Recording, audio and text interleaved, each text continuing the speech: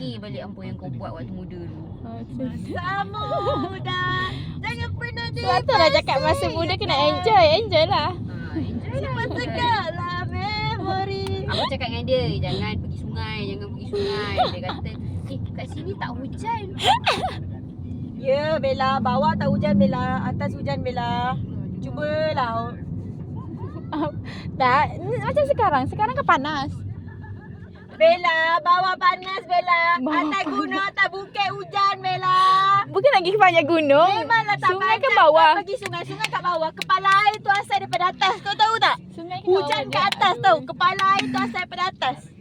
Tak tahu tak dengar dia orang dengar lah. Macam. Kepala air tu asal daripada atas terus ke bawah. Kau kat bawah kan? Tak hujan kan kat bawah kan? Lepas tu dia turun ke mana? Turun ke atas. Aku tak pergi kan. Aku mandi air ni je. Dah pergi Air shower kan. Ya. Habis kau pergi kau makan kau mana? Air sahaja. Jangan pergi. Tak, dia duduk. Babil lah nak ni. Aku yang selalu pergi hiking pun aku dah tahu dah. Oh, bawah tak hujan kau tengok air. Air dia dah semacam okey atas hujan. Tak payah. Tunggu dulu. Babil.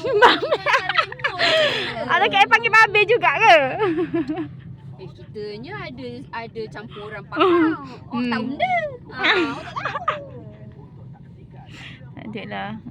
Lagi dah. Pergi sangat pun. Okey. Udah cakap dah. Okey. Memang Udah kabut. Jangan. Ada nanti dah jadi benda macam-macam ha. Dah siapa nak jawab ke? Bukannya. Pergi makan. Air tu saja-saja je.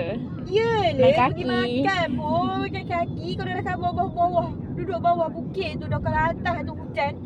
Macam mana? Dah pada kepala air dah keluar berita. So, Jangan sambung. 20 tahun Hey. mati lemas kerana kepala air. Mesti terapu-rapu. Belum. Jadi ikan. Ingat kau ikan. Kan berenang-renang.